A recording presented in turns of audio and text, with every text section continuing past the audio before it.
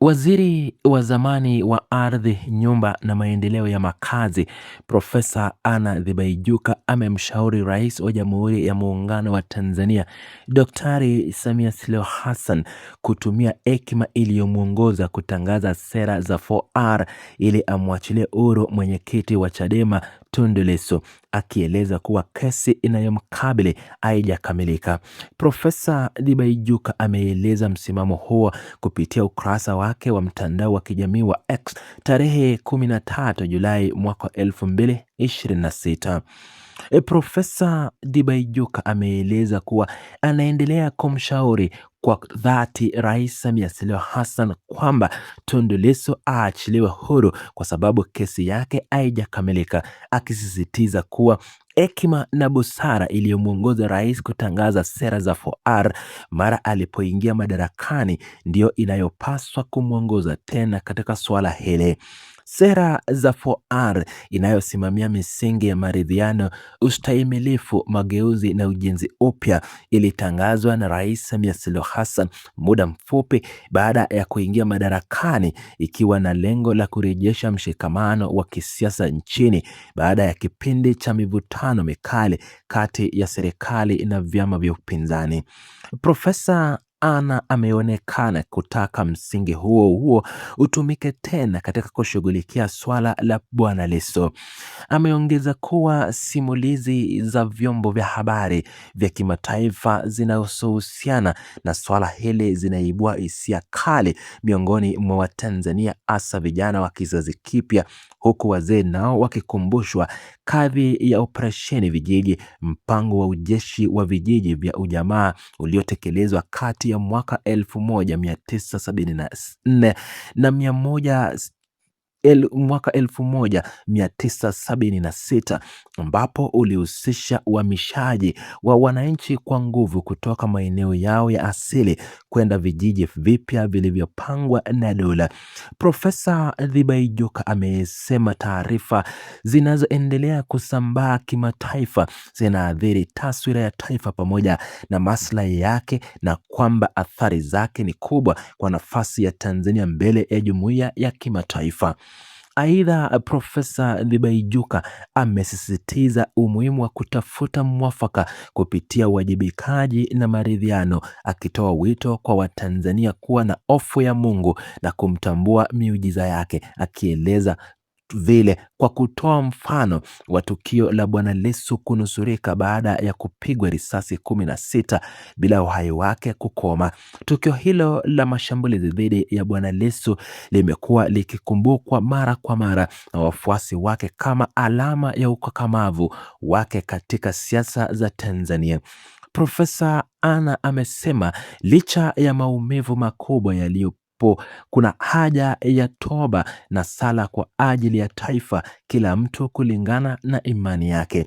Profesa Anna Tibaijuka ni miongoni mwa watu waliowahi kushika nyadhifa za juu serikalini na kimataifa, akiwa amewahi kuwa mkurugenzi mtendaji wa shirika la Umoja wa Mataifa la makazi UN Habitat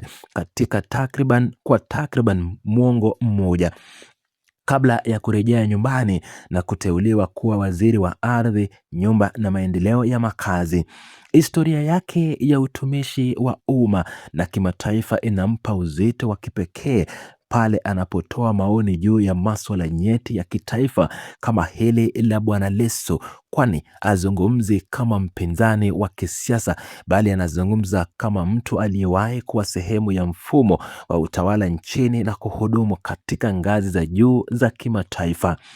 Suala analolizungumzia Profesa Anna Tibaijuka linahusu mwenyekiti wa Chadema Tundu Lissu, ambaye amekuwa akikabiliwa na kesi mahakamani kwa muda mrefu bila mchakato huo kukamilika, hali iliyosababisha malalamiko ya mara kwa mara kutoka kwa viongozi wa chama chake na wanachama wenzake kuhusu kucheleweshwa kwa haki.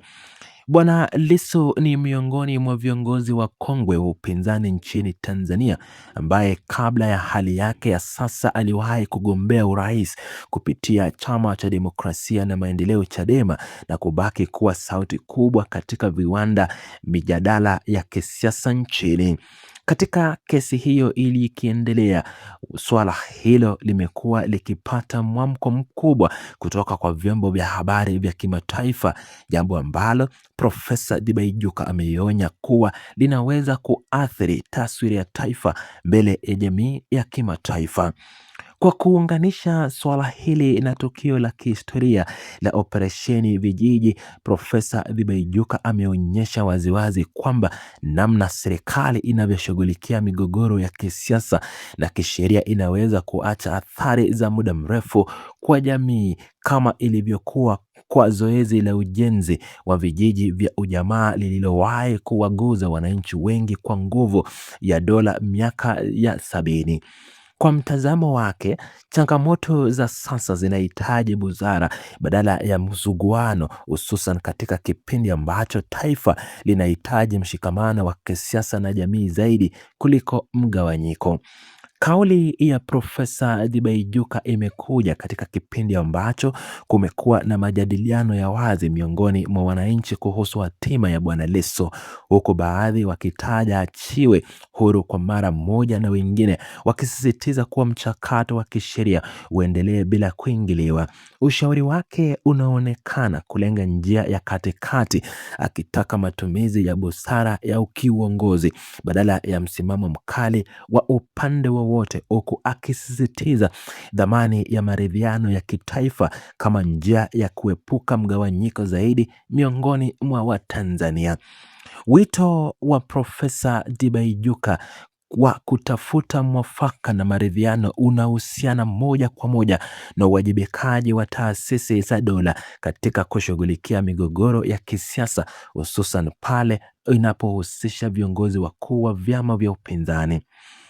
Msimamo wake unaonyesha kuwa hata miongoni mwa watu waliowahi kuwa sehemu ya uongozi wa juu serikalini kuna sauti zinazosoana umuhimu wa kushughulikia masuala kama haya kwa uangalifu zaidi, kutokana na uzito wake kwa umoja wa kitaifa na taswira ya nchi kimataifa. Kutokana na wadhifa wake wa zamani serikalini na uzoefu wake wa kimataifa katika utawala bora na maendeleo ya jamii, kauli ya Profesa Tibaijuka imeongeza uzito kwenye mjadala unaoendelea kuhusu hatima ya Bwana Lissu, huku ikizidi kuwa sehemu ya majadiliano makubwa zaidi kuhusu njia bora ya kuimarisha maridhiano ya kitaifa nchini Tanzania.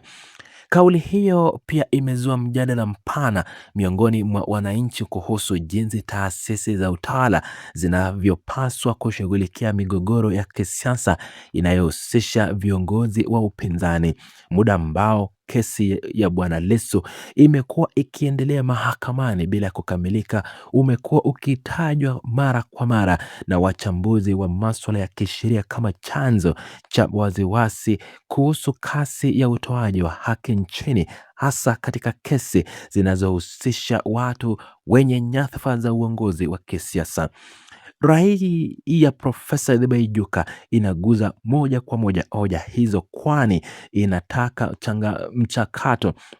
uliokwama uangaliwe kwa mtazamo wa hekima ya kiuongozi badala ya kusubiri hatua za kimahakama pekee zichukue mkondo wake wa kawaida. Msimamo huu unakisi mjadala mpana zaidi kuhusu uhusiano kati ya mihimili ya dola, hususan serikali na mahakama, katika kushughulikia migogoro yenye tabia ya kisiasa.